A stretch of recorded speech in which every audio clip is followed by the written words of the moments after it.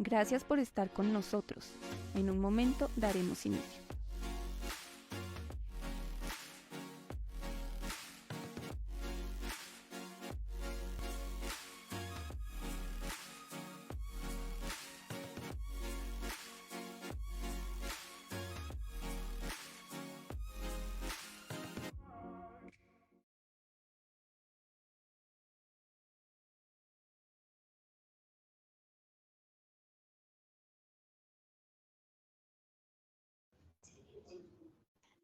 Bien, buenos días para todas y para todos. Bienvenidos a la sustentación de esta tesis doctoral titulada Inocencia, Dependencia y Fragilidad hacia una hermenéutica reflexiva de los imaginarios del cuerpo de la niña en la literatura infantil latinoamericana, presentada por la doctoranda Nadia Joana Hernández y bajo la dirección del doctor Adrián Ceprea Acevedo. Esta tesis está escrita del doctorado en estudios sociales a la línea de investigación en subjetividades, diferencias y narrativas. El protocolo para esta sustentación consta de los siguientes ítems. En primer lugar, la presentación de la defensa, que tendrá 30 minutos. Luego, la presentación de las valoraciones y preguntas de los jurados, cada uno de ellos tendrá 15 minutos. Luego vendrá la presentación de comentarios del director de tesis durante 15 minutos. Y por último, la candidata tendrá 20 minutos para contestar las preguntas y solicitudes que le haga esa reflexión. Luego de que ese elemento esté cumplido, las personas pertenecientes a este ejercicio de jurados tendrán 15 minutos a puerta cerrada para deliberar acerca del concepto final, entonces será planteado luego de ese ejercicio. Empezamos entonces con la presentación a cargo de la doctoranda Nadia Joana Hernández de la tesis titulada Inocencia, Dependencia y Fragilidad hacia una hermenéutica reflexiva de los imaginarios del cuerpo de la niña en la literatura infantil latinoamericana. Muchas gracias, doctor Adrián. Buenos días a todos y a todas. Primero, antes de iniciar con la presentación del trabajo, quisiera agradecer de manera especial a la doctora Ofelia Rosmaturro, que se encuentra aquí en la sala, quien me acompañó en calidad de jurado. Por supuesto, también al doctor Damaso Rabanal Gatica, quien fue el jurado internacional de este trabajo de tesis, y el jurado interno, el profesor Fernando Bravo, quien también realizó el ejercicio de lectura y acompañamiento a este trabajo. Antes de iniciar, un agradecimiento especial al doctor Adrián José Perea Acevedo, quien ha sido un pilar fundamental en el desarrollo de este trabajo. Mi trabajo se titula Inocencia, Dependencia y Fragilidad hacia una hermenéutica reflexiva de los imaginarios del cuerpo de la niña en la literatura infantil latinoamericana. Y como ya anunciaba el doctor Adrián, se encuentra adscrito a la línea de subjetividades, diferencias y narrativas del doctorado en estudios sociales. Lo que busca este trabajo básicamente es develar cuáles son los imaginarios del cuerpo de la niña que están presentes en la literatura infantil latinoamericana, como una apuesta política de comprender cómo es que las niñas están construyendo las narrativas de sí, cómo es que las niñas están construyendo su ejercicio de identidad a partir de aquello que encuentran en la literatura, en la música, en el cine, pero también en la publicidad, aquello que les transmiten sus madres, sus padres y todos los que constituimos el entorno latinoamericano. Antes de iniciar, digamos, con el cuerpo fuerte del trabajo, quisiera compartir este fragmento de uno de los textos analizados. El texto se llama Las niñas del jardín, de Marianne Lutzke, una autora argentina radicada en Chile, que tuve la posibilidad de conocer el desarrollo de este trabajo. Y es solo una invitación a todos los que estamos presentes, tanto en la conexión como los que estamos aquí en la sala, traigamos a la memoria a estos sujetos, niñas que a veces no aparecen en la construcción de las sociedades latinoamericanas. El texto dice: hay en el fondo de la tierra un inmenso salón que guarda los recuerdos de unos seres que habitan este mundo. Son las niñas que aún no han nacido, que saltan entre las hojas del jardín y asustan a los pájaros. Esperan el llamado de su madre que pronto las llevará en su vientre. Es solo una invitación a que todos traigamos a la memoria a las niñas. Digamos que esta presentación está organizada en dos grandes bloques. En un primer bloque me gustaría contarles pues cuál es el contexto en el que surge este problema. y es el asunto de nacer en cuerpo de mujer Latinoamérica, que implica ese asunto de nacer en cuerpo de mujer en este territorio. Posteriormente, contarles un poco en la problematización y por qué las narrativas presentes en la literatura infantil son un campo de análisis sobre los imaginarios del cuerpo de la niña.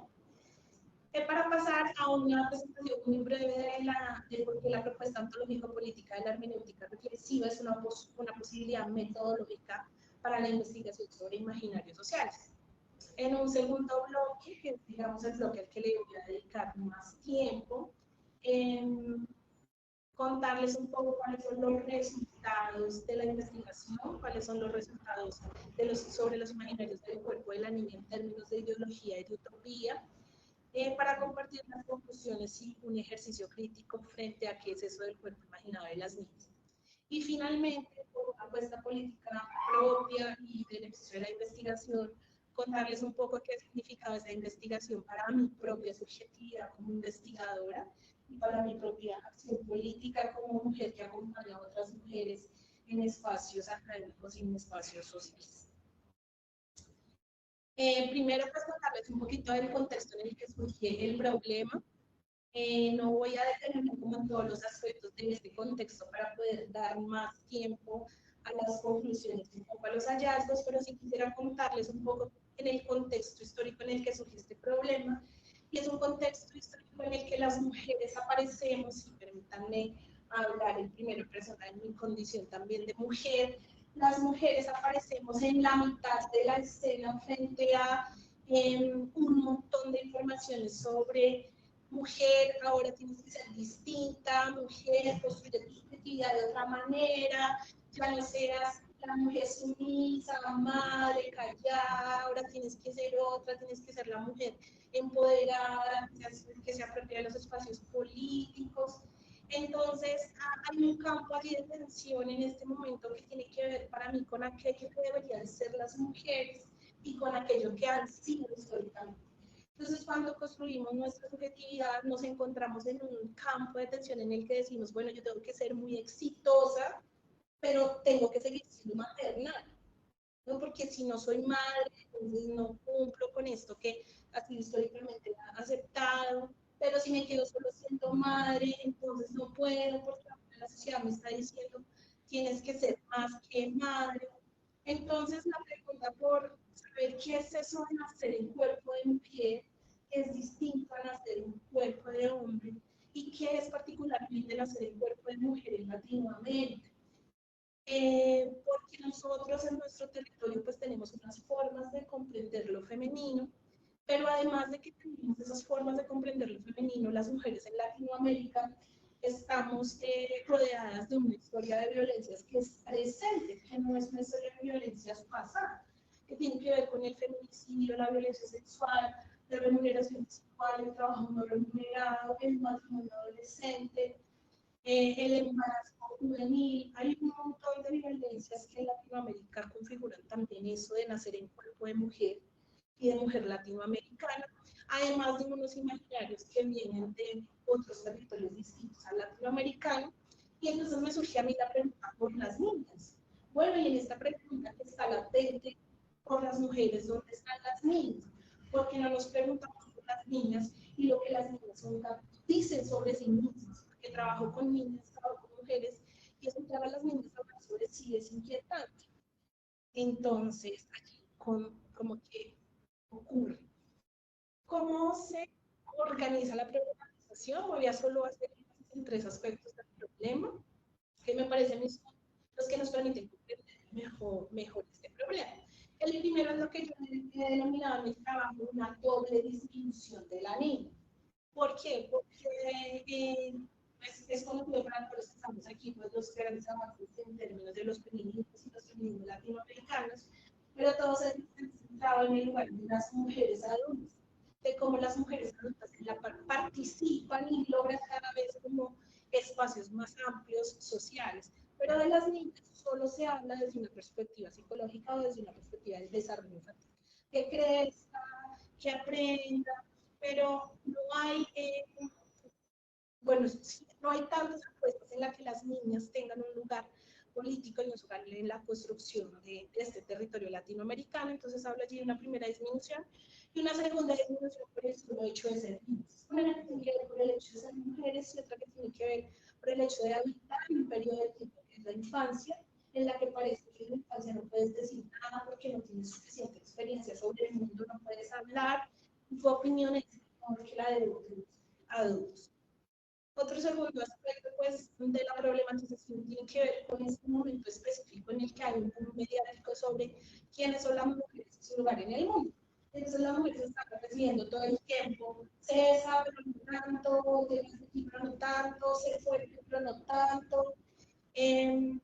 Y un boom editorial, entonces, libros y libros para las niñas donde les dicen, ahora tienes que ser guerrera, ahora, entonces tenemos unas series, incluso está la serie Antiprincesas producida en Chile, que te dice que ya no seas la princesa que fuiste, ahora tienes que, o que fueron las mujeres que te antecedieron, también colecciones como cuentos de buenas noches para niñas rebeldes, que lo encontramos en todas partes, colecciones como Pequeña Grande, que empiezan a aparecer y que empiezan a poner este asunto de las mujeres y su lugar en el mundo y que las niñas, por supuesto, reciben.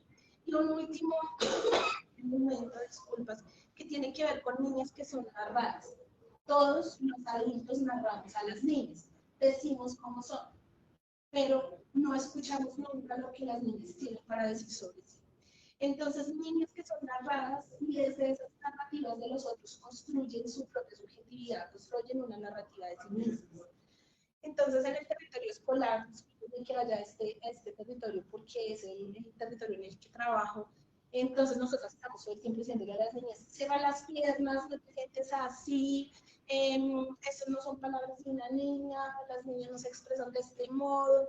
Entonces, como estas niñas que son narradas, construyen unas subjetividades de esas narrativas que los otros hacen. Entonces, aquí están como estos tres grandes campos del problema. Los traigo aquí. A lo largo de la presentación ustedes van a ir viendo ilustraciones y estas ilustraciones tienen también un sentido político y estético, y es que podamos comprender las complejidades que hay en un libro considerado también menor dentro de la literatura universal, que es el libro infantil, y más el libro alto. Entonces, por eso van a ir observando, esta es una imagen de Niña Bonita de María Machado. Con esta problematización, pues se construye la pregunta que se define cómo pueden hacerse visibles, cómo puede hacerse visible la configuración del imaginario de cuerpo de la niña en la literatura infantil latinoamericana a partir de una herramienta analítica de corte estético epistemológico sustentada en la propuesta ontológica política de la hermenéutica reflexiva. Ya les voy a explicar aquí en adelante un poco cómo se comprende esta pregunta. Este problema entonces se organiza para su análisis desde la serie discursiva crítica, ficción y experimentación propuesta por el doctorado en estudios sociales y por supuesto por el poliedro de la inteligibilidad como herramienta que permite hacer análisis de problemáticas sociales, digamos, teniendo en cuenta todas las aristas necesarias para comprender un problema social. En el aspecto de la crítica, entonces, el problema apunta a un ejercicio de una relación entre epistemología y política, dado que busca cuestionar cuáles son los modos de ser en el mundo o las subjetividades para poner en escena otras, para poner en escena otras formas de vida. Entonces, aquí está el aspecto de la crítica. En el campo de la ficción, pues hay una ficción que hemos denominado estética epistemológica, porque se centra en el análisis de literatura, de los mundos posibles que ofrece la literatura y de aquello que era llamado el mundo del texto y el cuasimundo del texto, como representación también de este mundo social y en un ejercicio de ficción metodológica, digamos, porque pues en este trabajo le quise apostar a una metodología estética como herramienta analítica para la producción de conocimiento social, porque a veces en la investigación académica, en estudios sociales, parece que la metodología estética no fuera una herramienta analítica válida para construir construir saber, conocimiento social. Y digamos, en el campo de la experimentación, una doble experimentación que tiene esta pregunta, una experimentación metodológica que está sustentada en la apuesta que se ofrece para el análisis de los libros, que es, digamos, una apuesta que fue surgiendo en la medida en que se avanzó con la lectura de los textos, y una experimentación ética que tiene que ver con proponer otro modo de ser niña en la literatura infantil latinoamericana. Lo vamos a ir viendo un poco cómo sucede ahora más adelante.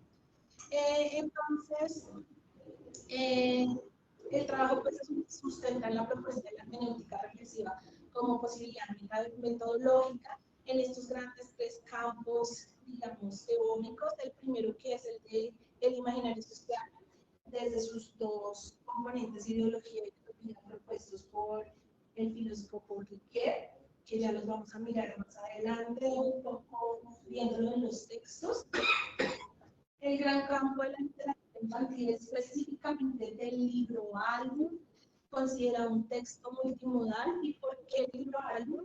Porque, voy a decirlo así, pero la literatura infantil es la hija pobre, la hija menos importante de la literatura universal.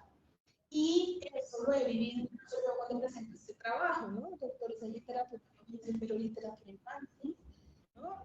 Me ha sucedido. Entonces, apostarle a que la literatura infantil tiene unas complejidades que no hemos sido nosotros como investigadores capaces de reconocer, teniendo en cuenta que es un texto multimodal que juega una relación imagen-texto y una perspectiva de la lectura como experiencia, como esa experiencia que nos forma, nos deforma y nos transforma el ejercicio de lectura.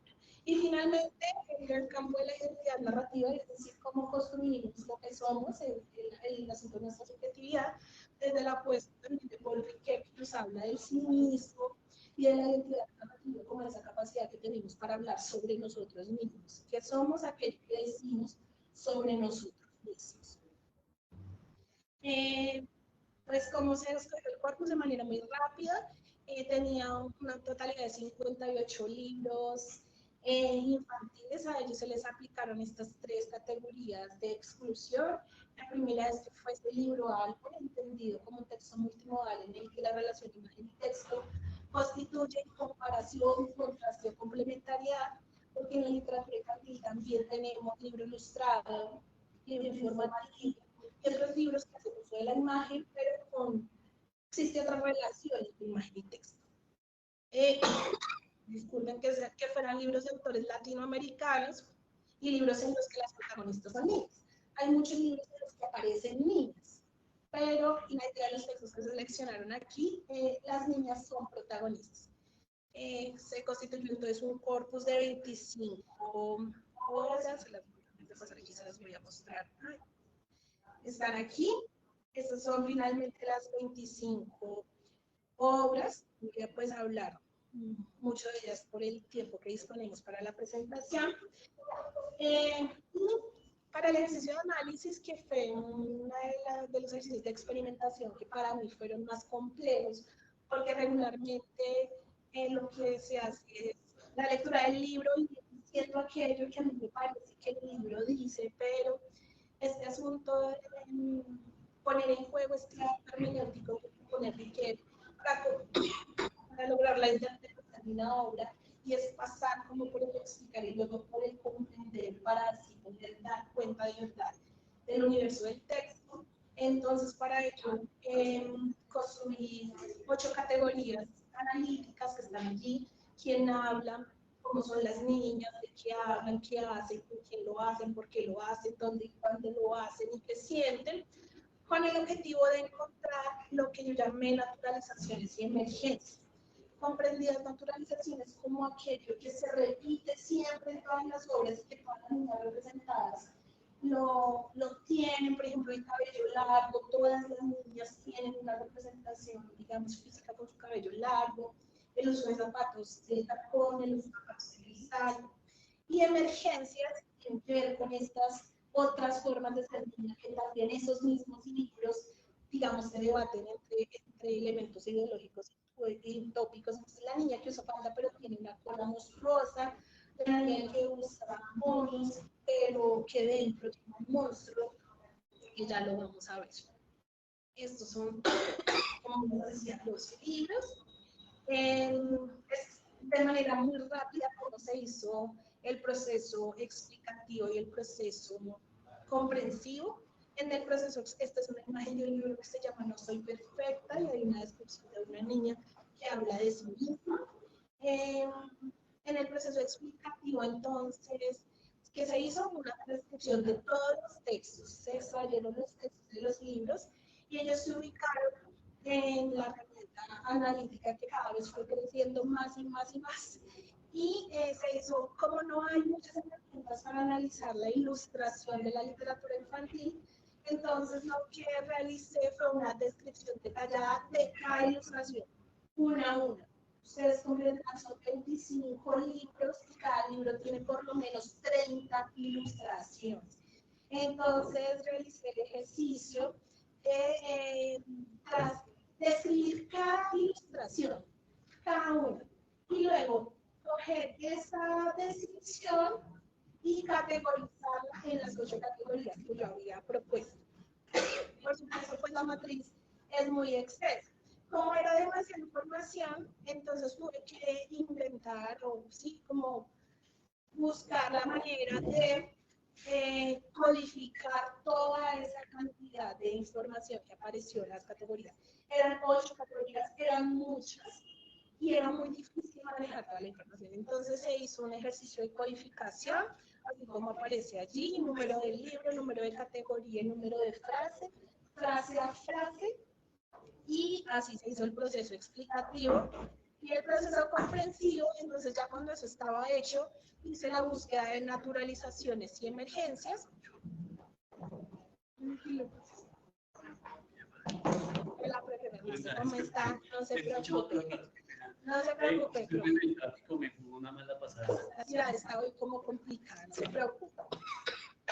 Y el proceso comprensivo, entonces les contaba, ya aquí con la información codificada, empezar a extraer las que pertenecían al mismo código y encontrar naturalizaciones y emergencias en los niveles inferenciales y críticos. Entonces allí consolidar unos campos de estudio porque no podía hablar de 9 categorías analíticas y establecer el análisis de lo que es la relación texto, escrito, imagen, que era un poco lo más difícil. Tenía ya todas las imágenes analizadas, todos los textos analizados, pero en el libro álbum, quienes conocen el libro álbum, no existe el libro álbum si no hay un análisis entre la relación imagen-texto. Entonces ese ejercicio pues, comprendió el proceso comprensivo.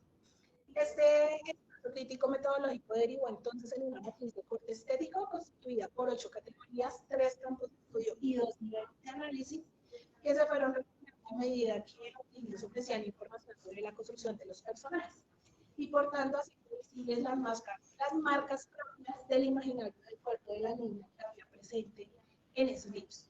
Quiero presentarles de manera muy rápida porque no tenemos que tanto tiempo cómo se hizo ese ejercicio analítico. Yo extraje algunas cosas. Este es un libro de Isol, se llama La Bella Griselda. Es un libro en que aparece una niña joven que es demasiado hermosa y entonces cada vez que un hombre la mira, el hombre pierde la cabeza. Pero no es algo metafórico, sino es algo literal. El hombre la mira y pierde la cabeza. Entonces, aquí ustedes van a ver cómo van cayendo las cabezas. Pero los únicos que pierden las cabezas son los hombres, los príncipes y los reyes. Las mujeres no pierden la cabeza. Entonces ella se siente muy orgullosa de ser tan hermosa y de que todos los hombres pierdan la cabeza y empieza a coleccionar cabezas de todos esos hombres. Entonces aquí está el ejercicio analítico del texto. Extraje aquí entonces lo que yo hice. Puse las categorías, codifiqué cada una de las frases y empecé a ubicar cada una de las frases a qué categoría podría aportar. Entonces, ¿cómo son las niñas? En este libro, por ejemplo, la princesa Griselda era tan hermosa que hacía perder la cabeza a cualquiera. La bella Griselda era letal, peligrosa, atraía desastres. La niña tenía el don de la simpatía y el palacio se llenó de risas. Por ejemplo, ¿en qué hace? Para aumentar su colección de cabezas, se ocupaba cada día de ser más hermosa y más perfecta. Baños con agua de manantial helada, todas las mañanas, jugos de frutas ácidas traídas de Tasmania, extracción de cualquier vello plebeyo, estiramientos y equilibrios en zapatos de cristal. Y con la ilustración, digamos que fue un poco más difícil porque Riquel siempre nos va a hablar del análisis del texto. Nosotros asumimos aquí entonces la imagen como texto, la ilustración como texto. Aquí hay algunas ilustraciones de la Griselda coleccionando cabezas. Y también hice esa descripción de lo que yo observaba. Entonces, ¿qué hacen? Se miran en el espejo, se baña, se depila, colecciona cabezas, danza, toma jugos saludables. ¿Con quién lo hacen? Con los hombres del reino, con los sirvientes, con los súbditos, especialmente con la cabeza de los príncipes y con la cabeza de los reyes. Ese es como un ejemplo allí, que por ejemplo, un texto que se llama Un lugar diferente de Santiago de Abancoa, donde nada más ustedes observan la ilustración y hay una puesta por una niña que yo he denominado híbrida, una niña que es niña pero es grillo a la vez. El mismo ejercicio, ¿no? Entonces, ¿con quién lo hacen? Entonces dice el texto, pero otras oirán tu canción y por un ratito unirán tu voz al canto de los pájaros. Las lágrimas que no pudiste llorar se convertirán en canto. Encontrarás otras como tú, ya no te sentirás tan sola. Verás buscadores de tesoros, fabricantes de joyas y personas fuertes como elefantes. ¿Y por qué lo hacen? Las personas, al igual que los grillos y los pájaros, tenemos una voz. Claro que a diferencia de ellos no somos buenos cantores, pero eso no significa que no podamos intentarlo. Se lo debemos a todas las personas, grillos y pájaros que ya no pueden cantar. Aquí las ilustraciones de esta obra, es una obra realmente preciosa, que nos va a presentar muchos personajes de la vida cotidiana bogotana. Es una obra en la que hay una niña que migra de una zona de páramo a la ciudad de Bogotá. Entonces, con la ilustración igual, con quien lo hacen, la niña se encuentra con personajes de la ciudad que representan labores artesanales o labores humildes. Ya no es como en la Bella Griselda, que los reyes, los príncipes, sino aquí la niña se encuentra con un barrendero de calles, una artesana indígena, un habitante de calle, un perro callejero y con su agujón, un personaje de la cultura popular latinoamericana, que es la abuela Grillo, la mujer que canta y llueve. Esto así como para explicarles un poco metodológicamente cómo sucedió. Como resultados, entonces, como les contaba, tuve que organizar toda esta información. Esta información se agrupó en 3 campos de estudio. El primero es cómo son las niñas, la representación de las niñas en los libros analizados, el territorio propio y los espacios de las niñas y las interacciones y las relaciones que las niñas establecen, las actividades propias de las niñas, de qué hablan las niñas, qué hacen, a qué juegan, el asunto de la acción. Frente a los resultados que voy a compartir como lo principal que encontré en términos de, en este caso, naturalizaciones, porque es de las paredes y porque es de la circular. Entonces, ¿qué encontré allí? Hay una representación tradicional del cuerpo de la niña, aún en los libros que intentan representar diferente a las niñas. Sigue existiendo esa representación tradicional del cuerpo. Hay como una necesidad de que se reconozca que esa es una niña, ¿no? Entonces le pongo la falda, entre el zapato, el moño. Bueno, la belleza, la ternura y la gentileza son elementos constitutivos de la infancia femenina. Entonces estas niñas, por más guerreras, son bellas, por más guerreras son tiernas, por más guerreras son gentiles. ¿Sí? Son niñas que no se ponen a pelear, que favorecen. La inocencia, la dependencia y la fragilidad son constantes en la configuración de la subjetividad de esas niñas. Todas son inocentes, todas dependen de alguien, casi siempre un masculino, un hombre, un adulto, o sus madres, ¿no? Dependen de sus madres también, y son frágiles. ¿Dónde se ponen esas niñas? En el campo de lo privado, están siempre en su casa. Los ejercicios reflexivos que se son en la casa. Si uno mira la literatura infantil de niños, en otros ejercicios de investigación, los niños siempre están fuera de casa. Están en el parque, están en la ciudad, están en el prado, pero aquí las niñas permanecen en la casa. En el campo de están en el bosque, las niñas. Pero un bosque que es calmado. O sea, no es un bosque que ofrece amenazas, sino ellas tienen una conexión natural con los pájaros, las mariposas, las cosas que vuelan, todo lo que es bello, digamos, en la naturaleza. Las relaciones propias de las niñas, como les decía, son con sus madres, abuelas, hermanos y hermanas. Y frente frente a las actividades que las niñas hacen, estas se centran en actividades asociadas al juego y al cuidado y la crianza, sobre todo, que también hace parte un poco de ese imaginario que tenemos sobre el cuerpo de las niñas. Y hay una cosa interesante que es la persistencia de un final feliz. En todas las historias, la niña es capaz de sobreponerse a todo aquello que la inquieta y finalmente puede resolver todos los problemas que se le plantean. Ya en relación con las emergencias de lo femenino, lo que tiene que ver con el componente utópico del imaginario social, se establece la posibilidad de construir otras formas con los cuerpos de las niñas y se pone sobre la mesa apuestas distintas a la representación de esos cuerpos. Entonces ustedes ven la niña grillo, la niña india, en un libro como Mostriña, una niña que es un monstruo, en el libro como Los tigres frentes, una niña con cola de dinosaurio. Hay un ejercicio también en algunas obras de extraer a las niñas de ese mundo natural y de ese mundo perfecto para ubicarlas en un espacio problemático, enmarcado por situaciones reales que dibujan crisis propias de Latinoamérica. Como el último libro que vimos, entonces está el problema de la habitancia en calles, está el problema del desarraigo, del abandono, pero también algunos autores en libros como La noche de la huida ponen a la niña en el bosque, pero es una niña que huye, es una niña que alguien la persigue, es una niña que tiene miedo, que corre, pero no sabemos quién la persigue. También pues se asocian, hay una cosa súper interesante y es que se le asocian a las niñas aspectos históricamente dados al imaginario del cuerpo del niño y se constituyen estos como transgresores, aunque solo reproducen un imaginario que yo he llamado de revés. Es decir, se le dice, ya no seas así, ahora sé cómo son los niños, usa la espada, juega fútbol, como ese imaginario que existe sobre el niño, se dice, así vas a ser distinta, pero realmente estamos haciendo un ejercicio de reproducción del mismo imaginario que el sujeto niño. Las niñas se enfrentan a situaciones de peligro, de miedo, de huida, de desesperación, de ataque.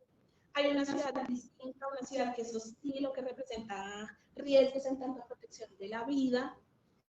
Y, como les decía, de forma irónica, todas las niñas logran sobreponerse en todos los casos a las situaciones adversas que la ciudad les propone. Siempre la niña lo logra.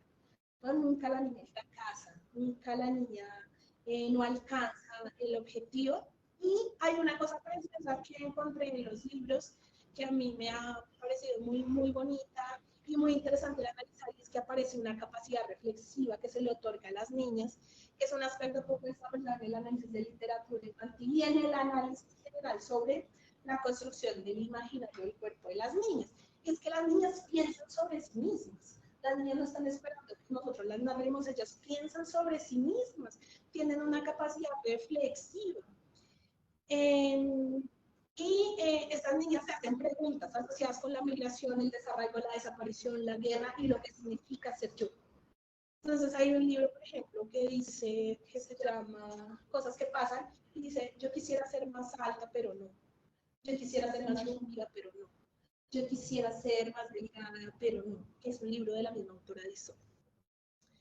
Voy a pasar aquí para contarles de manera muy rápida las conclusiones que ya se las he ido diciendo, y es que el análisis realizado al corpus evidencia una serie de fijaciones y naturalizaciones que de algún modo conducen a campos de fuerza desde los que las niñas pueden construir las narrativas propias.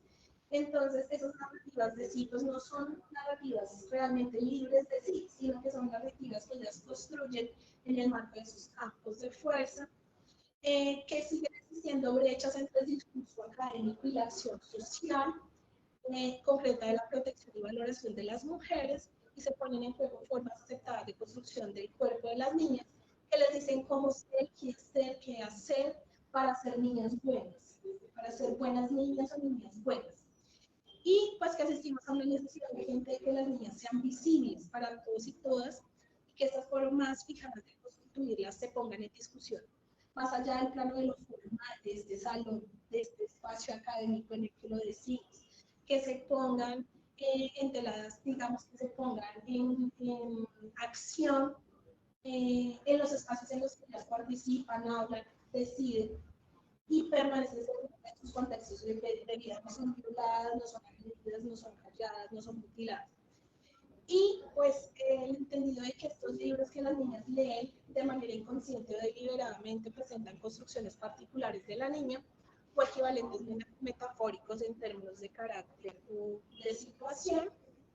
Y pues una invitación a que es necesario que se adelanten trabajos de investigación crítica enmarcadas en los estudios sociales de género y los estudios culturales latinoamericanos y los estudios literarios que no le han dado campo en la literatura infantil, que aporten a la comprensión de cómo se construye la subjetividad en un territorio como Latinoamérica, y la necesidad de que los imaginarios sociales requieren profundizarse, sobre todo en lo que tiene que ver con la relación texto-imagen-imaginario, en productos sociales como el libro, por ejemplo, pero también en el cine, pero también en la publicidad, los cuales fijan en la escritura tanto los rasgos ideológicos como utópicos que se definen en la vida cotidiana. Abajo puse una frase que conversé con varias de las mujeres con las que he trabajado, y es que ellas sienten que hay una carrera invisible para alcanzar un ideal de cuerpo femenino y la meta parece alejarse siempre de ellas. Cuando hagas esto, cuando tengas tu primera menstruación, cuando tengas tu primer hijo, y esa meta cada vez se corre más y que hace que las mujeres y las niñas vivan de alguna manera persiguiéndose a sí mismas para alcanzar ese lugar. Y finalmente no quise dejarlo pasar, pues contarles que este siempre ha sido un trabajo de una mujer, de una investigadora y de una mujer que se pregunta por cómo ha constituido esto que es y lo que dice de sí misma.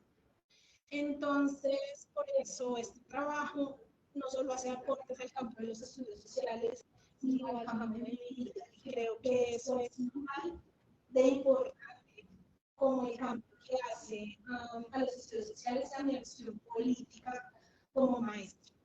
Entonces, quiero cerrar con decirles que espero que este trabajo sea una invitación a la reflexión, pero sobre todo a la acción política, que aporta al conocimiento de las niñas y de las mujeres, más allá de los imaginarios que están aquí escritos, o los popularizados a través de las lógicas del consumo, como su relación con la inocencia, la negación del deseo de la niña, la perversión presente en el cuerpo de la niña joven, el gobierno de su papel decorativo en un mundo que se nombra diverso.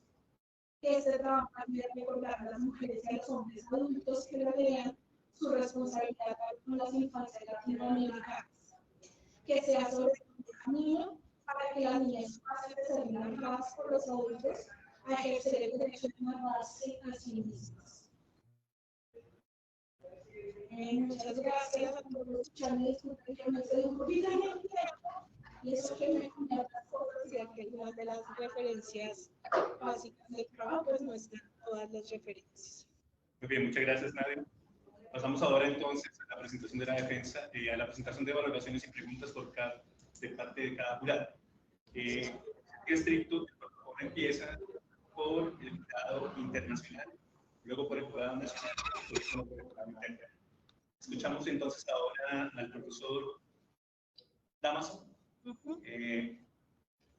Vamos a escucharlo acá. Creo que debe cerrar.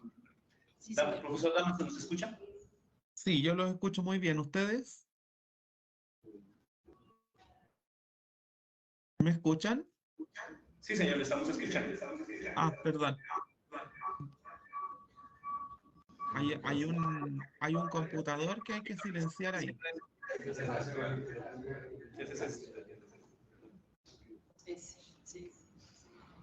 No sé cuál. Me imagino que ahí me escuchan.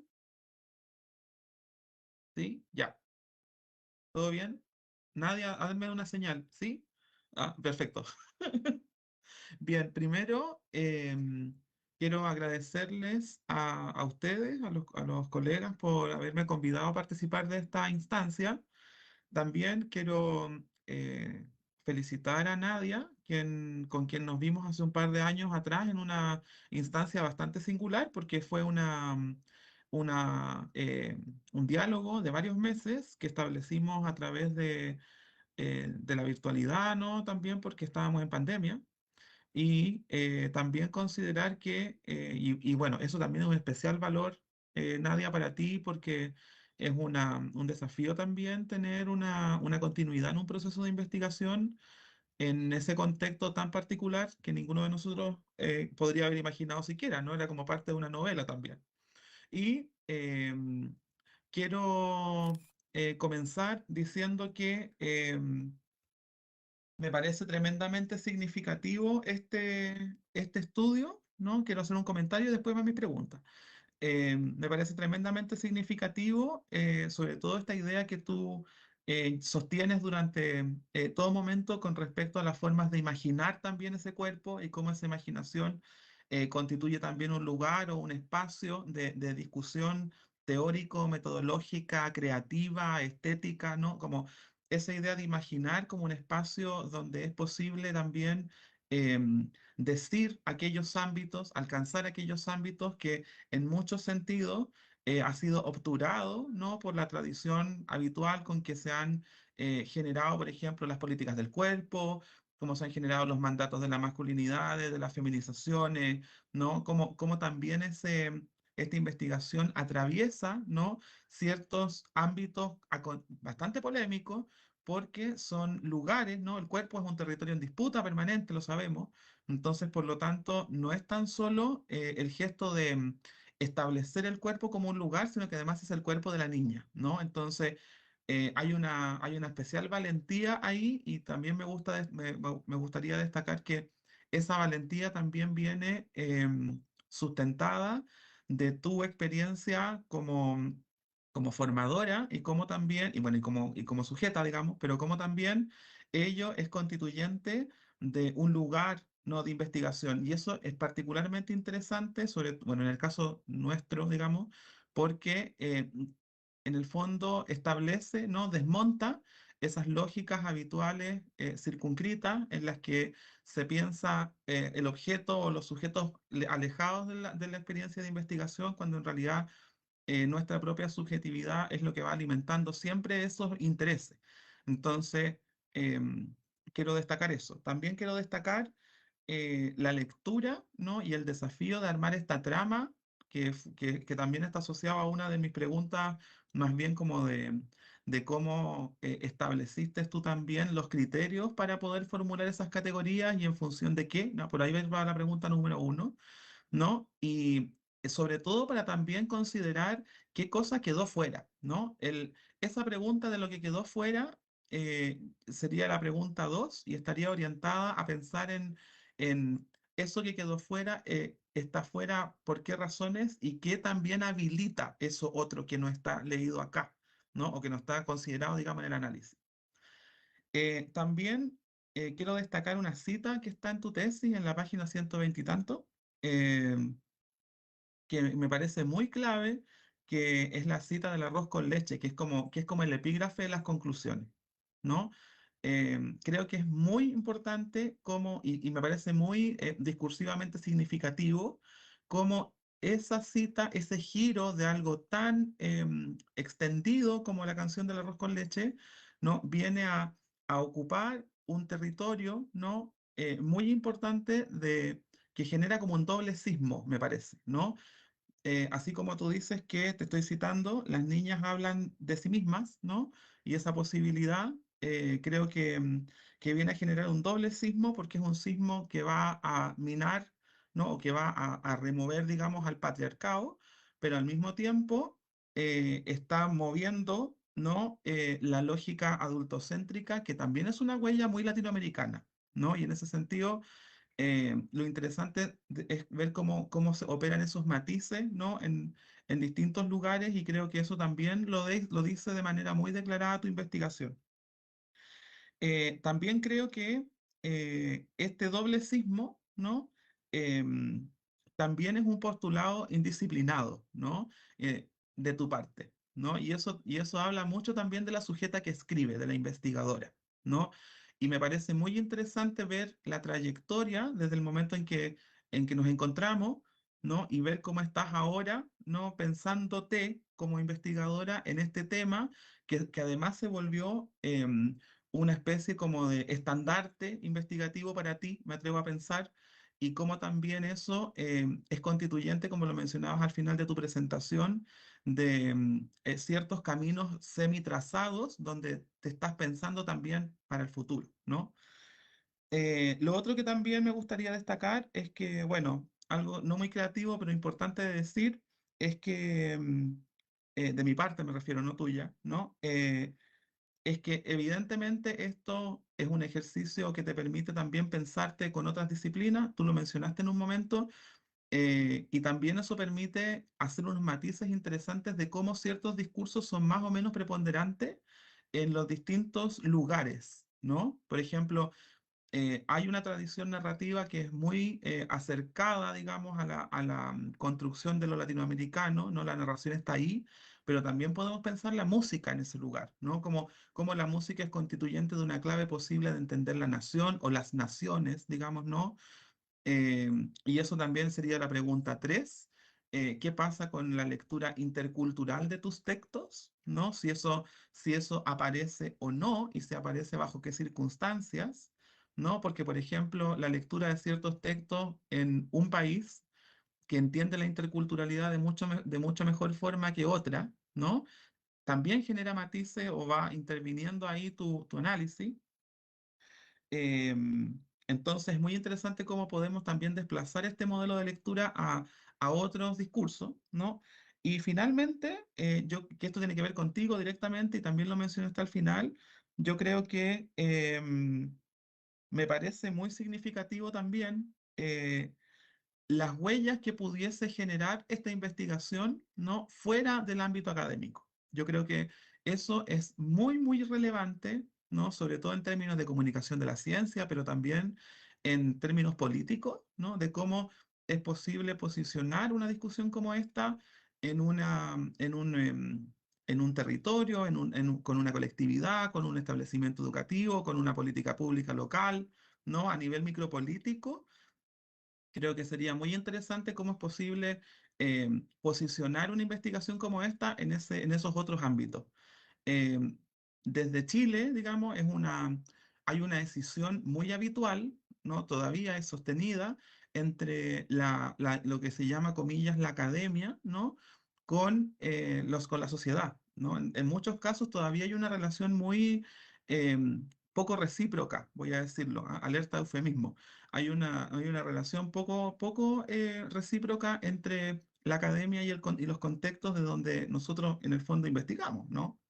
Entonces creo que esta investigación también ayuda, ¿no? Y contribuye a generar no sé si un mecanismo, pero al menos sí una vía de aproximación que permite buscar una clave con la cual sea posible saber también qué acontece en esos territorios al momento de leer, por ejemplo, estos textos. ¿Qué pasaría esto en experiencias de lectura? No sé, yo leía eso y me imaginaba qué pasa con las experiencias de lectura de estos textos.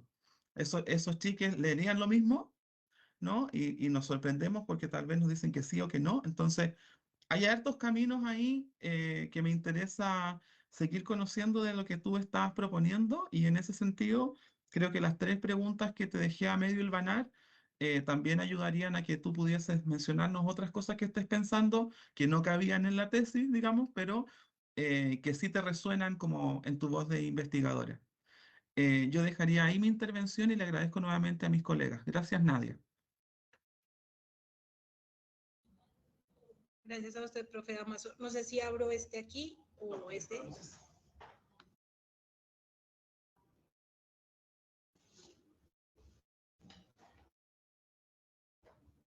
Bien, luego de la intervención del profesor Damaso, entonces le pedimos ahora a la doctora María Ofelia.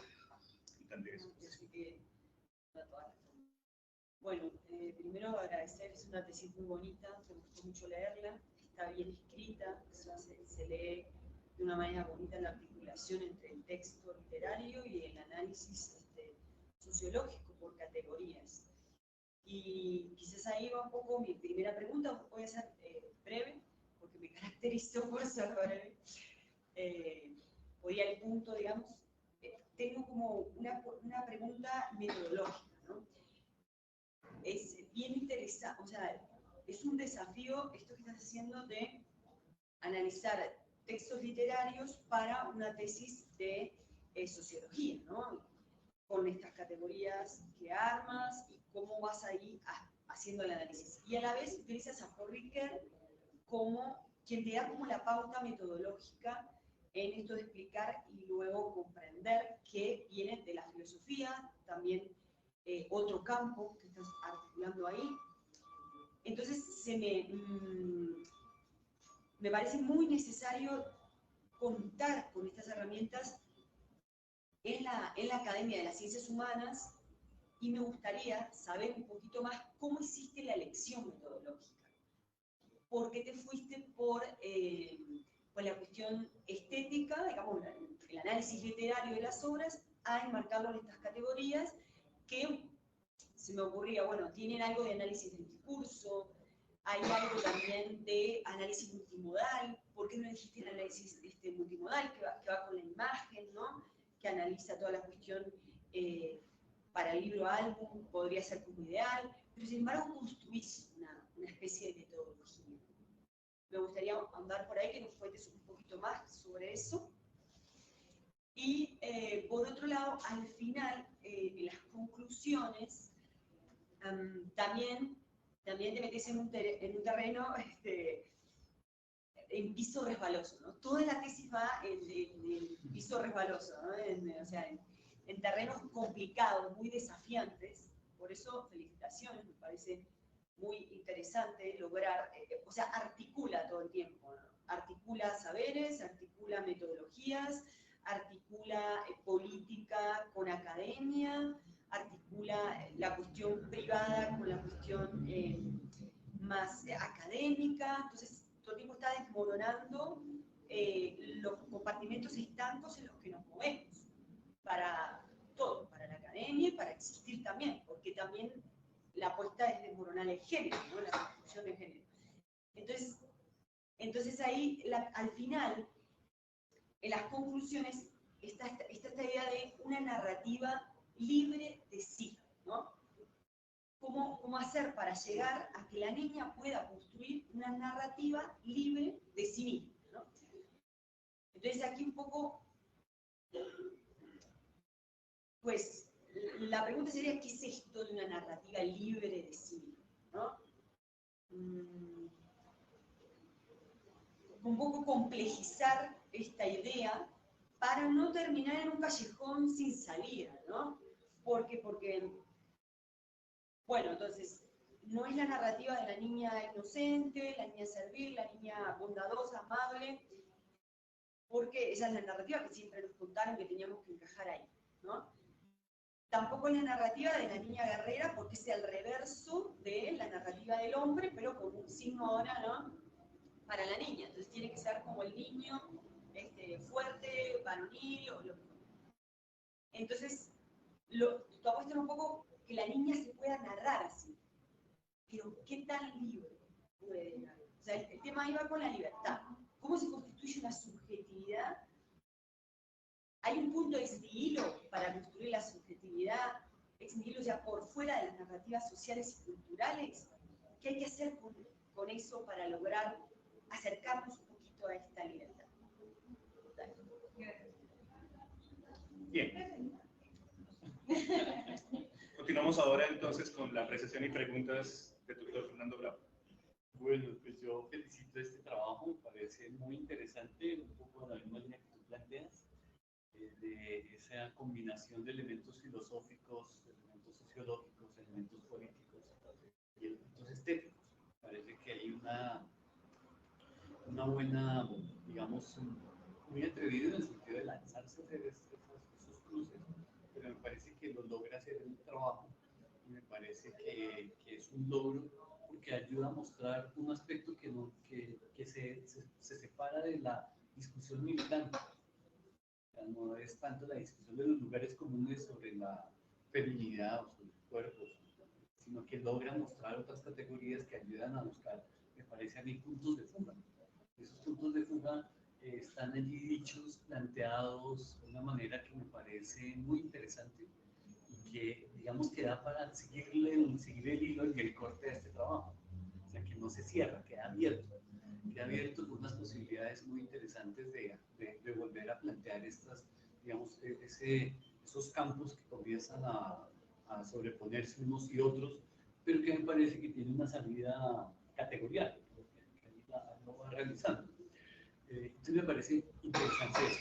El otro elemento interesante que creo que también ahí ya lo resaltaste, es, digamos, esta sensibilidad para pensarse, para pensar estos cruces que están allí, que están, y un poco también, digamos, siguiendo con las preguntas del profesor Damaso, es que la tesis muestra unos lugares, los deja visibles, pero también uno queda entendiendo que hay otros invisibles, digamos, en el juego mismo de la discusión.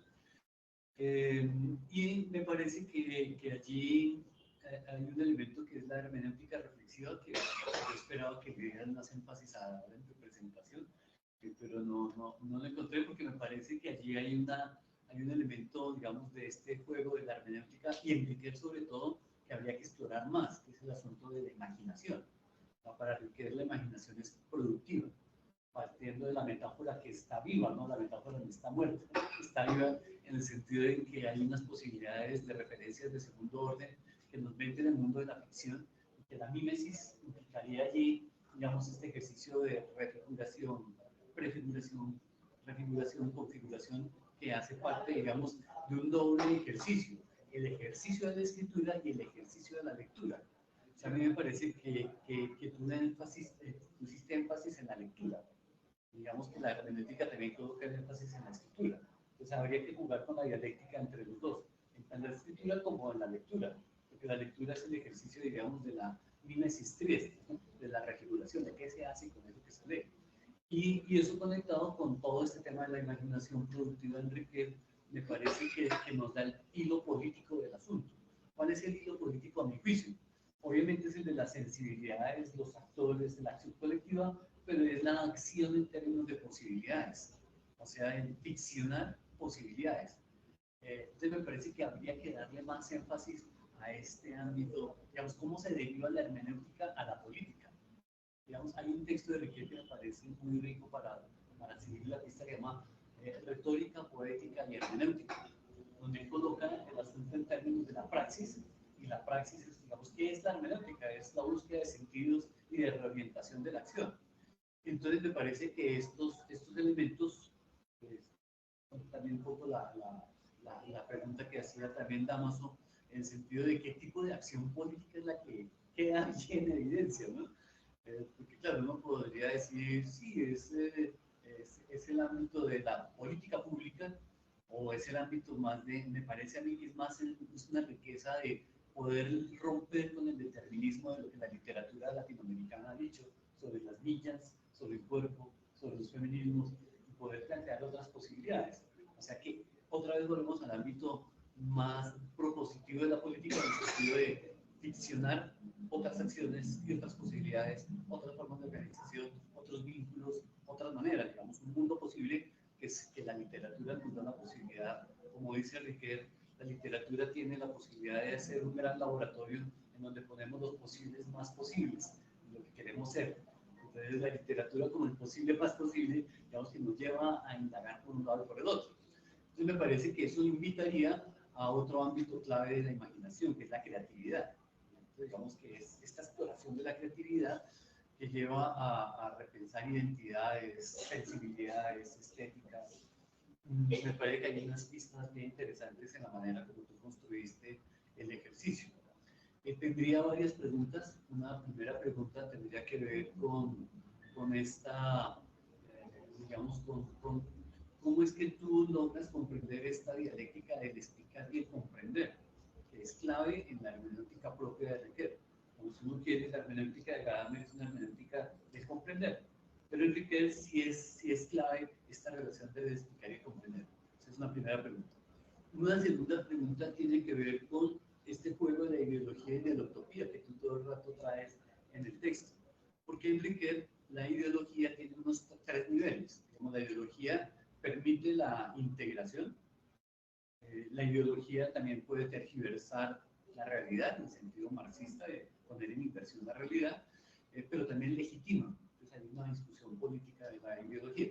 Y del lado de la utopía, entonces la utopía puede orientar la acción y moverla, o puede fugarse de la realidad, ¿no? Y puede volverse ilusión. Entonces ahí hay un juego triple de la ideología y de la utopía que me parece que tú también lo puedes agarrar en la manera como has operado en tu trabajo.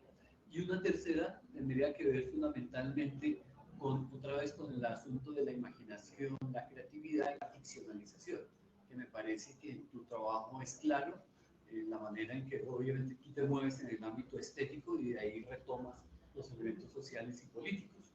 Entonces me parece que cómo es que tú puedes agarrar esto que estoy diciendo, esto estético, para volverlo acción ficcional, pero también acción política posible.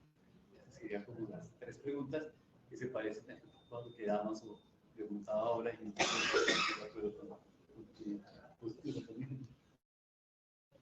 Ya, no más. Bien. Un poquito. Sí, sí. Bien, entonces, Conversar más. sí, le agradecemos a los tres jurados, la señora jurado, el análisis y las preguntas que plantean. El protocolo implica entonces ahora 15 minutos por parte de este director y entonces voy a organizar mis comentarios.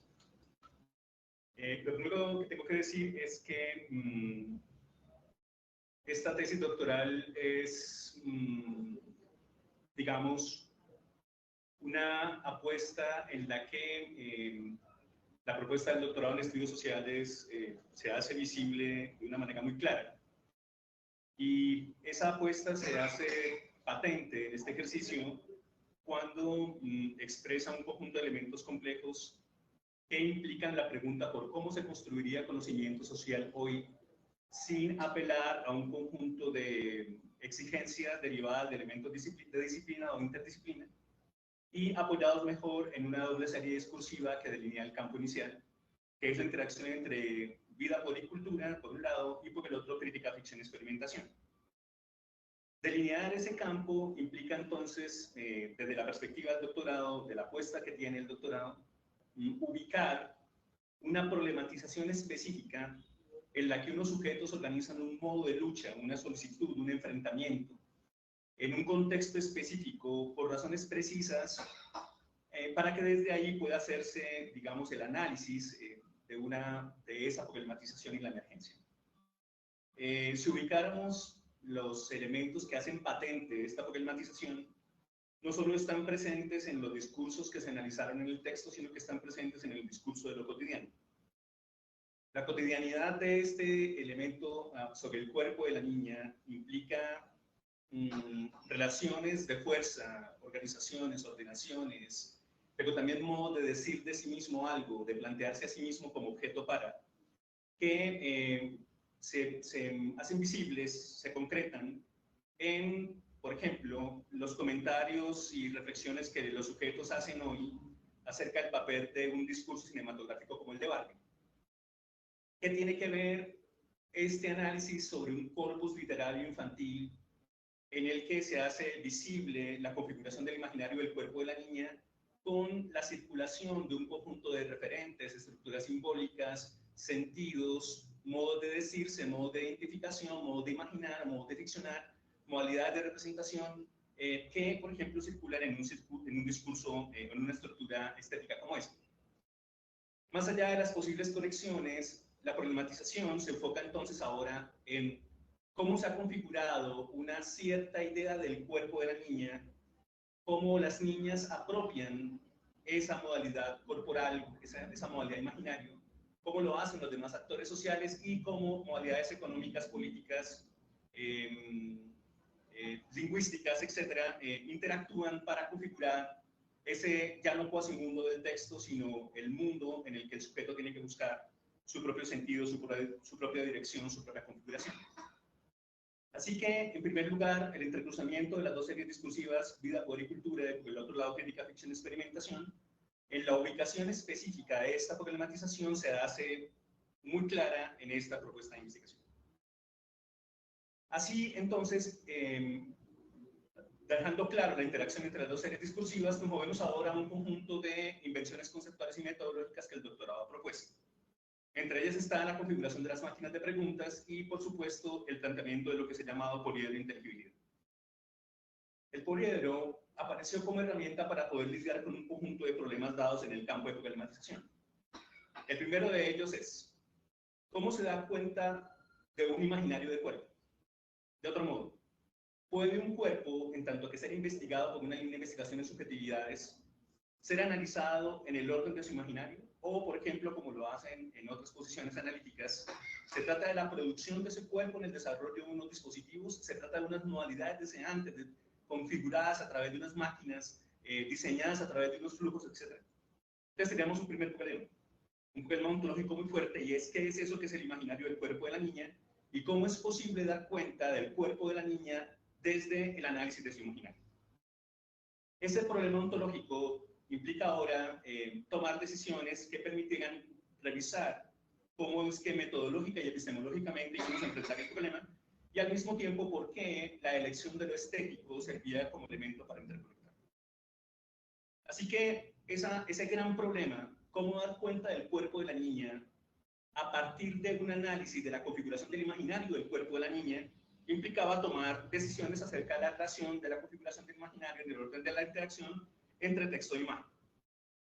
Así que las máquinas de preguntas diseñadas en este ejercicio se ocupan de ese problema ontológico para tomar decisiones. Primero, la distinción clara de que el cuasimundo del texto no es la acción, pero que en efecto Riquet deja claro que el cuasimundo del texto a través de la ficción hace posible acciones posibles.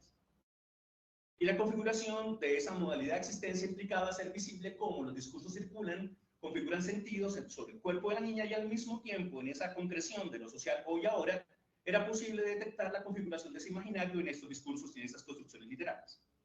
Así, por ejemplo, en los discursos que hacen las niñas héroes, que fue parte del trabajo analítico, niñas que están pronunciando discursos acerca de cómo salvar el planeta, cómo ser niñas diferentes, mujeres diferentes, etc., implicaba la permanencia, la conexión de los vínculos entre esos imaginarios y las posibilidades del cuerpo.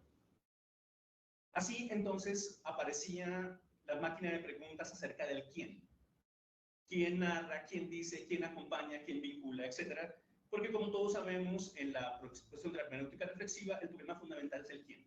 Pero pregunta problema: ¿cómo dar cuenta de la configuración de un imaginario del cuerpo desde la pregunta quién? Era muy difícil organizar elementos puramente reflexivos para dar cuenta del imaginario, era necesario llegar a las interacciones sociales, y para eso propusimos entonces las otras máquinas de preguntas acerca de la configuración de esas relaciones. Este elemento hace visible entonces, como ya se señaló en la primera parte de la presentación, la interacción de al ser discursiva, crítica, ficción, experimentación, en la que ahora se reconoce que el planteamiento epistemológico de esta propuesta deriva necesariamente en el análisis del imaginario con el propósito de averiguar y hacerlo visible para impactar la configuración de ese imaginario en el orden político. Sí, y que admiraba muchísimo a Aristóteles, sí, la pregunta que Aristóteles le lega a la humanidad en el orden ético-político es justamente la pregunta del para qué. En el orden de esta investigación, la pregunta del para qué hacer visible el imaginario del cuerpo de la niña implicaba, por un lado, hacer visible un elemento que luce cotidiano, pero que realmente está configurado en un conjunto de supuestos fuertes, derivados precisamente de la interacción ideología-utopía. Y por el otro, establecer con claridad cuáles son los modos como puede derivarse un posible en el cuasimundo del texto, lo que implica un problema estético. Es decir, la mediación para acceder al impacto político se da, por un lado, por la interacción epistemológica, pero por supuesto por la interacción estética, porque esta propuesta no quiere dar cuenta de cuál sería un curso de acción posible, sino mejor mostrar cómo una relación con lo estético podría, a través de su mediación en la interacción de cuasimundos y mundos posibles, hacer viable una posibilidad analítica. Luego, en sentido estricto, el para qué esta investigación no sería cuadrar un curso de acción, sino hacer visible una posibilidad crítica. Es decir, ficcionar una modalidad metodológica que muestre cómo podría construirse una modalidad de conocimiento acerca de esto, cuyo para qué no es dirigir una conducta política, dirigir una propuesta política, establecer un modo de gobierno, señalar unas posibilidades de principio de acción, sino mejor utilizar unas modalidades estéticas para que el cuasimundo posible de lo estético haga viable la configuración de mundos posibles. Así entonces, las interacciones complejas del imaginario que se dan aquí se conectan con los aspectos del poliedro de inteligibilidad, en la que las cuestiones ontológicas, epistemológicas, éticas, estéticas y políticas se conectan con lo histórico y derivan ahora una propuesta de una ficcionalización metodológica, que es el segundo punto de la serie discursiva. Es conocido que la ficción en este orden implica, por un lado, la pregunta por la historia y también la pregunta por lo literario, pero desde nuestra perspectiva, el desafío más fuerte de la ficción en el doctorado de estudios sociales es ficcionar un método. diseñar una modalidad metodológica que en este caso se organice en torno al hacer visible esta especificidad, que implica entonces un ejercicio de creatividad. Esta ficcionalización es un diseño que Nadia construyó, que lo hizo pasando por sus propios procesos. Yo fui testigo de ese movimiento en el que enfrentó uno por uno esos obstáculos ontológicos, epistemológicos, estéticos, políticos, hasta diseñar esta configuración que le permite ubicarse en la especificidad de la problematización, que es por supuesto lo que estamos buscando. Es decir, la diferencia entre las ciencias sociales y las disciplinas y los estudios sociales planteados en este doctorado implica juntamente el hecho de que el conocimiento que construye es el conocimiento sobre la problematización que se hace visible y no aboga sobre una universalización o sobre un discurso que pretende dar cuenta de la totalidad ontológica del cuasimundo del texto o la posibilidad de la acción del texto. Una manera de decirlo en el lenguaje de este doctorado es cuál es el campo de posibilidad que se delinea justamente en este ejercicio. Pues bien, el campo de posibilidad está circunscrito a la posibilidad de friccionar y experimentar una modalidad metodológica que toma aspectos estéticos y desde ahí desencadena modos metodológicos y epistemológicos con alcance político, a través de una posibilidad crítica. Por supuesto, un ejercicio como este, como se ha hecho visible, es puramente experimental e implica ahora poner en juego este experimento en otras posibilidades, cosa que nadie ya está haciendo, pero que no hacen parte de este ejercicio de investigación doctoral. ¿Cómo experimentar a través de un ejercicio analítico de este orden que toma posibilidades estéticas para derivarlas en elementos metodológicos, sostenidas en una epistemología capaz de dar cuenta de esa ontología al imaginario? Es esa relación compleja entre los elementos del poder de inteligibilidad y las series discursivas, el campo de problematización y el campo de posibilidad. Y todo eso adquiere como colofón, como cierre, de manera bellísima en el ejercicio, el hecho de que la acción fundamental se conecte aquí con la acción reflexiva de alguien que pone en sí mismo en juego este ejercicio analítico para establecer cuál es la narrativa así que ha configurado en tanto que investigador. No porque haga parte de la tesis en el sentido de establecer de manera total y definitiva qué es eso que es ella, sino mejor para establecer cómo la experiencia por la que pasa a través del ejercicio de la tesis se vincula justamente con este ejercicio experimental en el que ahora se reconfigura el sentido de la acción y la narrativa de ser. Lo que implica, por supuesto, ese vínculo que conecta entonces esa máquina en la que lo ontológico, lo epistemológico, lo ético, lo político, lo histórico, lo metodológico se vincula seriamente con una visión ética de alcance político. Como ven, este ejercicio hace patente, encarna de manera profunda, experta, de manera experimental, sublime, hermosa, muy, muy bella, esa apuesta que el doctorado ha hecho, especialmente en lo que hemos hablado sobre qué significa hacer estudios sociales de la subjetividad. Enfrentarse a cada uno de esos elementos complejos implicó llevar a cabo un ejercicio de imaginación cada vez más complejo que interactuaba no solamente en reglas estéticas de la permanencia del cuasimundo, sino especialmente interacciones entre lo epistemológico y lo metodológico, cuestión que por supuesto implica conectarse con un conjunto de límites acerca de esa relación compleja entre estética, epistemología y metodología que se derivan de la relación con la hermenéutica reflexiva. ¿Cómo usar entonces un conjunto de principios y elementos planteados por la hermenéutica para ahora organizarlos en torno, ordenarlos en torno a un conjunto de interacciones complejas entre esa máquina que acabamos de delinear y desde ahí derivar una posibilidad analítica que no pretende dar cumplimiento a la hermenéutica reflexiva ni quedarse totalmente en ella, sino mejor ficcionar desde ella una posibilidad analítica justamente para esta problematización? Una herramienta específica fue el esfuerzo creativo que se hizo visible. Yo quisiera decir que en el acompañamiento de esta tesis con Nadia, lo que se hizo claro fue la apropiación de una manera impresionante de una propuesta que ha hecho el doctorado, de una apuesta política también, y que se hace justamente desde una visión que pareciera no ser, comillas, la especialidad del doctorado en estudios sociales, porque se nos ha acusado de postestructuralistas y se nos ha dicho, etcétera, pero en esta apuesta está claro que cada vez es más importante el lugar de la hermenéutica y de la propuesta reflexiva rickeriana en la investigación en estudios sociales, tal como consta en la tesis doctoral del doctor Fernando Bravo aquí presente.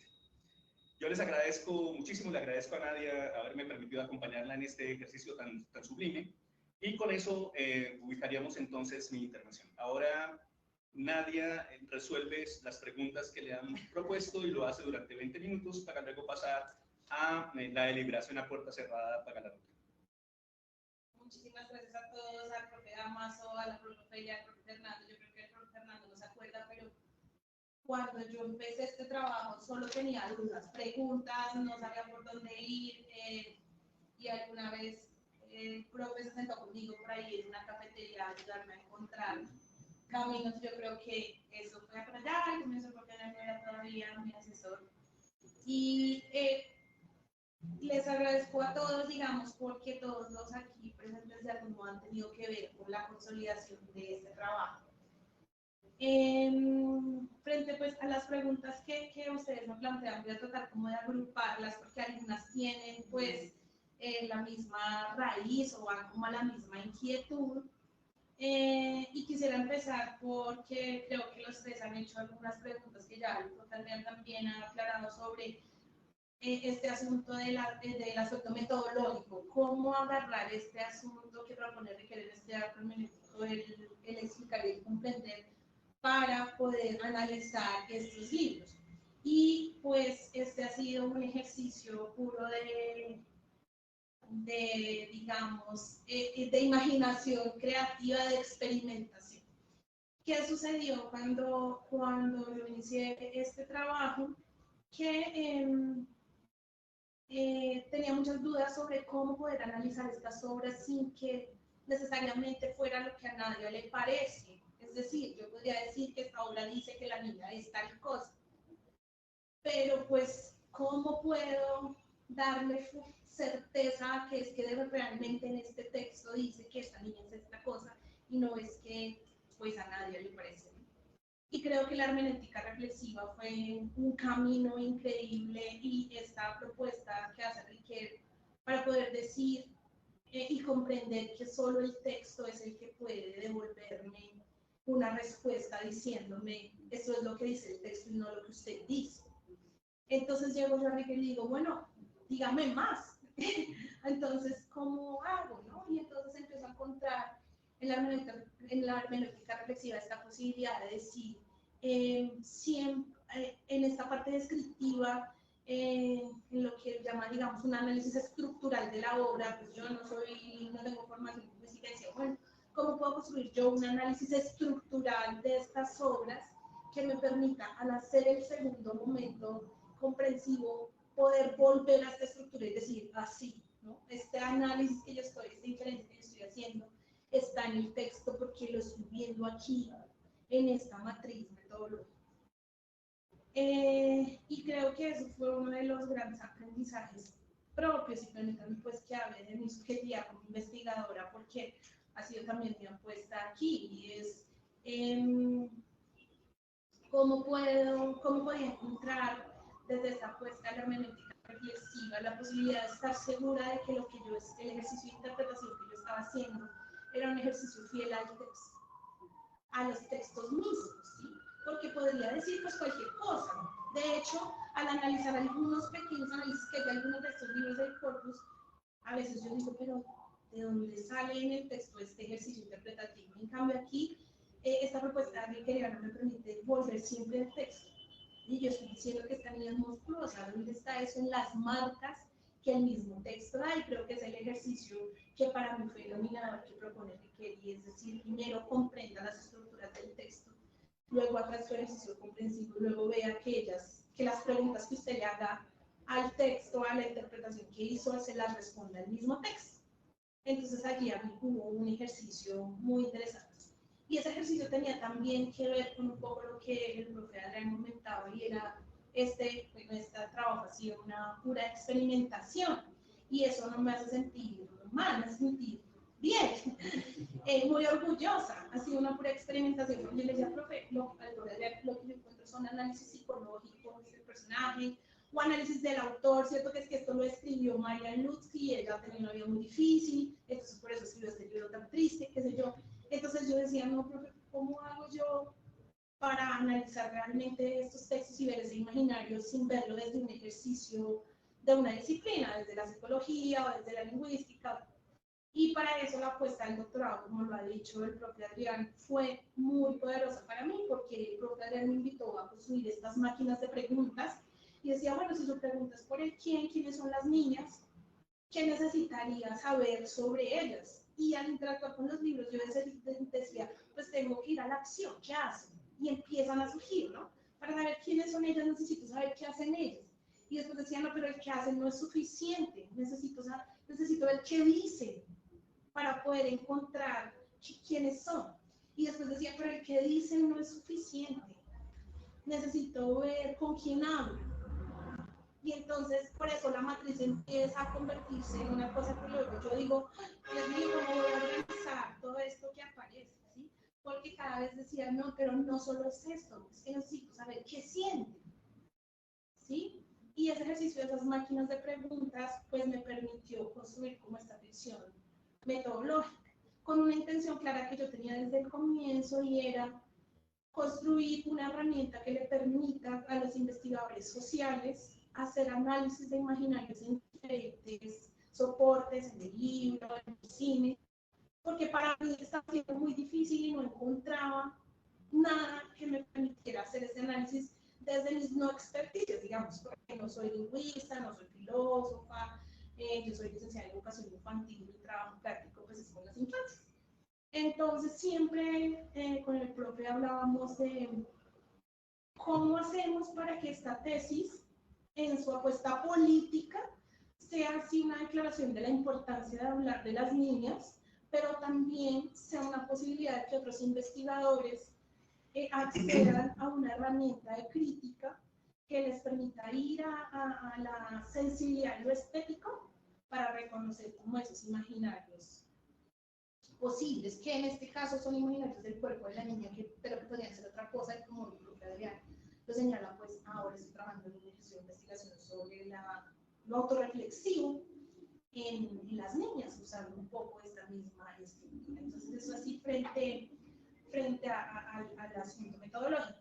Frente a la pregunta que se hablaba por Ofelia y el asunto de la narrativa de sí, una narrativa libre de sí, surge como un ejercicio de escuchar y comprender las narrativas que las niñas y las mujeres con las que yo trabajo hacen de sí mismas.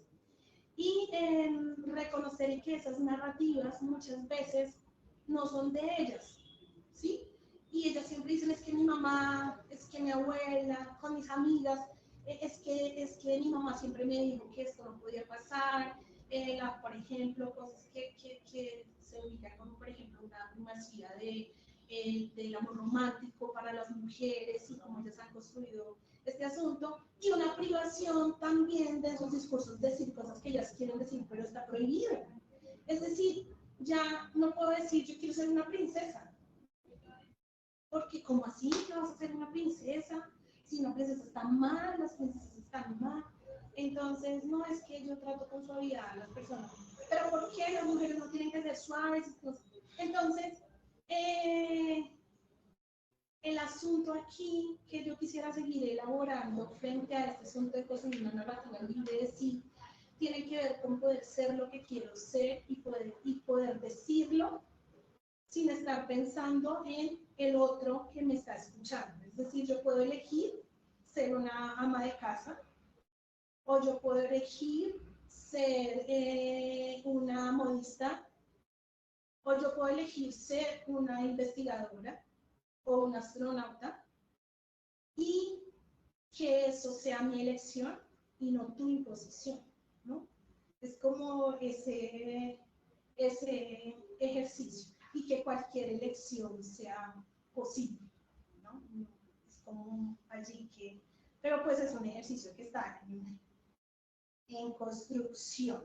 Frente a lo que pregunta un poco el profe Amazo de lo que se queda un poco por fuera, que creo que también tiene que ver con lo que decía el profe Fernando, pues hay otras cosas que suceden al lado de la investigación, y es justamente ese trabajo con mujeres y niñas, en el que yo todo el tiempo me pregunto, ¿y cuál es mi acción crítica? ¿Cuál es mi acción política aquí?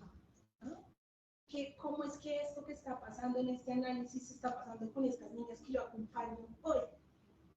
Y ese ejercicio pues está por fuera de este trabajo porque no era objeto de este trabajo, pero sí es una intención de que salgamos de estos salones, de decir cosas tan bonitas, a que esas cosas pasen con las niñas que la están pasando mal afuera. Porque si ustedes miran las noticias de las 2 últimas semanas, hay un montón en Colombia de mujeres asesinadas y de niñas abusadas.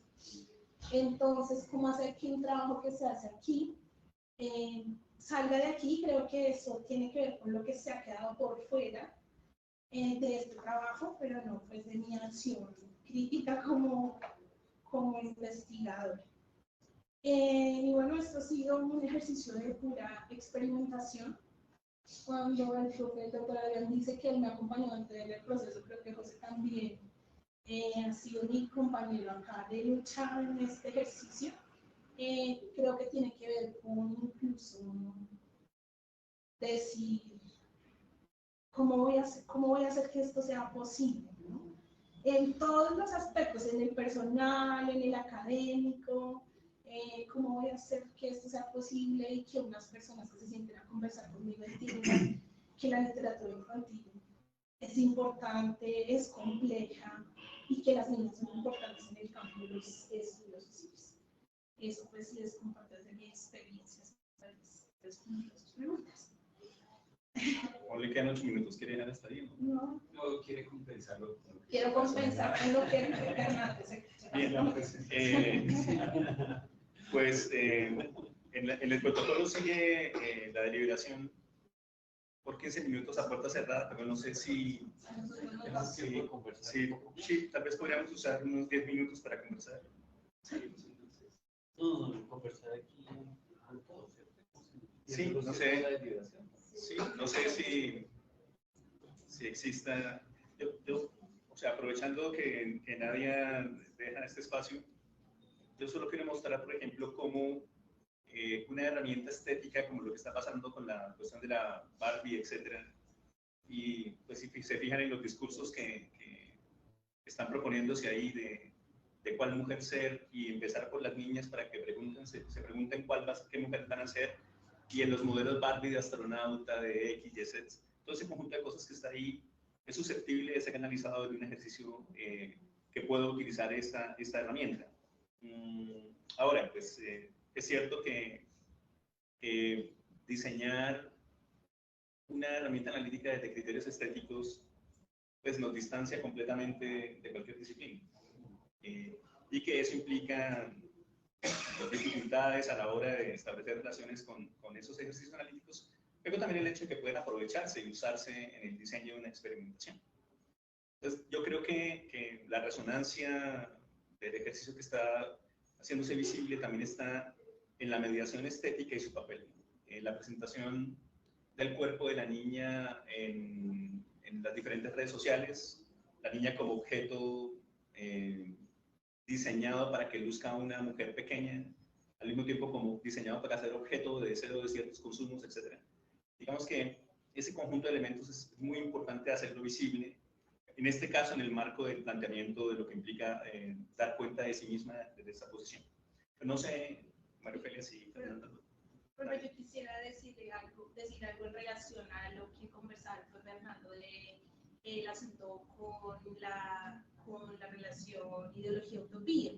Porque cuando yo inicié, yo asociaba a que todo lo ideológico entonces era negativo, ¿no? Entonces si la niña tiene vestido y eso se parte, entonces eso está mal, ¿no? Pero si la niña es astronauta, eso sí está bien porque hay otros modos de ser niña. Y esa comprensión, digamos, paulatina, gradual y compleja de un filósofo como Riquet, para mí que no tengo una formación filosófica, que me permite comprender eso que justamente usted enunciaba, y es que no todas los componentes de la ideología son negativos, tienen un polo negativo, porque aquí en el trabajo escrito pues, se especifica estas partes ideológicas del imaginario le permiten a la niña comprender el lugar en el que vive, el lugar al que hace parte, y un poco empezar esa construcción de quién es. Y allí hay cosas muy interesantes. Por ejemplo, en términos utópicos, yo decía, bueno, sí es distinta, la niña tiene cola, entonces esto es utópico, pero a veces la utopía también es permanecer siendo lo que se es. Es decir, podría ser un rasgo utópico, eso es lo que yo pienso. Por ejemplo, una niña migrante de una comunidad indígena que insiste en permanecer siendo quien ella es, como un ejercicio utópico, el ejercicio también de la permanencia. Entonces, esa relación compleja entre lo ideológico y lo utópico fue también muy retadora para mí, pensando en mis propias, mis propias palabras significan. Entonces, sí, yo creo que fue un ejercicio de pura experimentación, pero espero que lo que queda de ese ejercicio es muy valioso para mí también como investigador. Yo quería agregar algo. Adelante. Quería comentarte, Nadiecita, que los afectos y los efectos que pudieron tener esos momentos de leer tus borradores de tesis, de una u otra manera han impactado las cosas que hago como profesor de matemáticas. Recientemente, justamente, una estudiante, un poco con esa idea del imaginario de niña, que tú trabajaste en literatura, indagamos en el imaginario de mujer en los libros de estadística. Y oh sorpresa que las prácticas sociales, un poco que tú revelas ahí en la literatura infantil, también se extrapolan a las matemáticas, a la literatura en educación matemática. Y hay, por ejemplo, datos como que casi no aparecen las mujeres como autoras. Y el papel que asumen las mujeres en los enunciados de problemas matemáticos de estadística son de orden interior, en el sentido que reproduce la visión de la mujer como ama de casa, entonces utiliza las estadísticas para el precio promedio de lo que va a comprar de mercado, ese tipo de cosas, ¿no? Entonces, repito, el hecho de cómo las prácticas sociales se ven reflejadas y reproducidas a través de los libros de texto. Quería comentarte eso porque esa idea provino justamente de tu trabajo.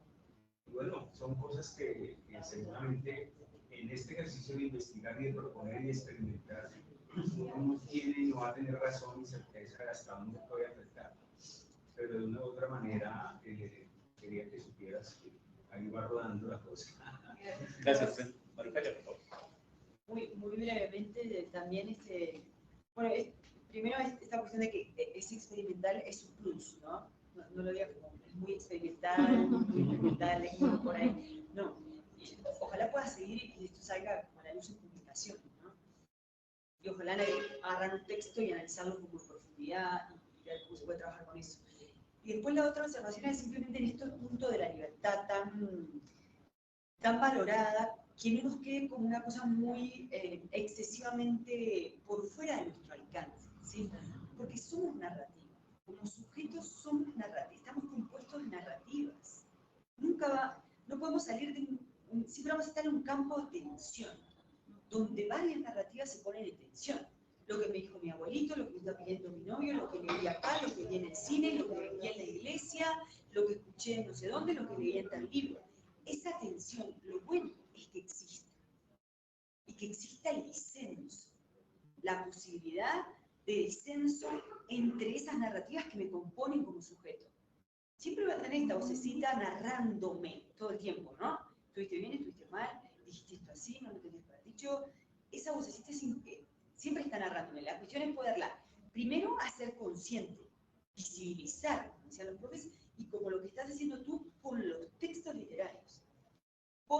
Hacen visible, pasan del inconsciente, de lo que no vemos ideológicamente, ¿sí? Que nos va directo a la vena, como quien dice, al inconsciente, al actuar, al performar, ponerlo en palabras, ya es un gran paso.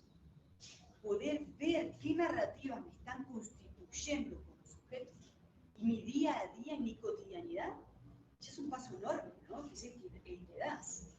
Y luego que esas tensiones sigan, que se pongan en contraste, que podamos estar constantemente viendo, bueno, qué narrativa nos está aquí moldeando, ¿no?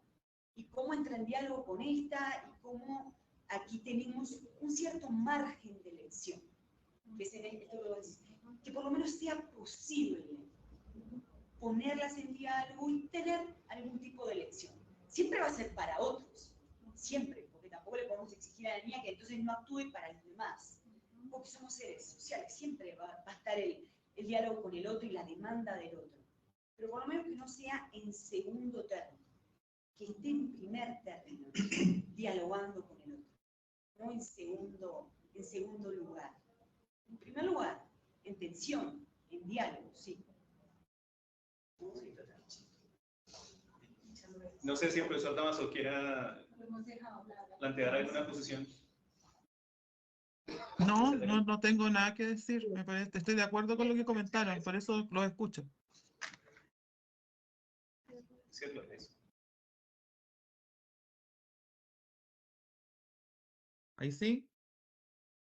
No, yo solamente un comentario nada más, ¿no? A propósito de lo que ustedes decían, no quiero incorporar ninguna moción porque Nadia dio respuesta a las preguntas, gracias por eso, Nadia, y también gracias por transmitir, ¿no? Ese lugar, esa posición, que es muy importante en investigación, ¿no? Donde a veces en muchos sentidos hay ámbitos que terminan siendo como donde la toma de posiciones es un poco controvertida. Tú dices, no, yo esto es así, porque en realidad desde este lugar puedo pensar sin ser tan, digamos, como determinista, sino que abriendo la discusión, como decía la colega recién, ¿no? Entonces, dejar el campo abierto para que podamos también pensar contigo, ¿no? Y con otros, es una posibilidad a la que nos lleva tu investigación y creo que eso es algo que se tiene que valorar y sostener. Así que no tengo más preguntas ni otros comentarios.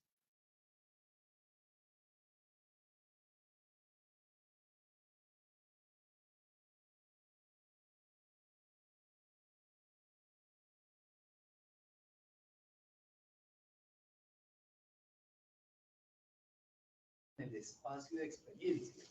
O sea, si uno quiere, ideología quiere decir espacio de experiencias. Y a su vez, esto que se llama categorías metahistóricas, a su vez tiene que ver con horizonte de expectativas. O sea, que hay un juego entre pasado, presente y futuro. Digamos que siempre el tiempo es un elemento que está ahí en juego. Esa historicidad que se va generando, pues va a ser parte, digamos, de la manera como la imaginación es social, con esa doble juego. Entonces me parece que allí de entrada la ideología no es peyorativa, es parte de lo que está en juego. Y lo que se plantea de esa manera es las posibilidades de la acción, ¿no? La acción es iniciativa en el presente, en el pasado es memoria, historia, y en el futuro es, por decirlo así, acción posible. O sea, digamos, la política pertenece al ámbito de la esperanza. ¿Qué? Es el ámbito como de lo posible. Bien, con eso terminaríamos entonces esta parte y ahora muchas gracias a todos los jurados y por sus posiciones. Pasamos ahora a la deliberación a puertas cerradas para la nota.